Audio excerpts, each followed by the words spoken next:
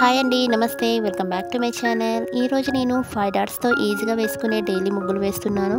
దాంతోపాటు చక్కనైన side బార్డర్స్ని draw చేస్తున్నాను. వీడియో స్కిప్ చేయకుండా చూడండి ఫ్రెండ్స్.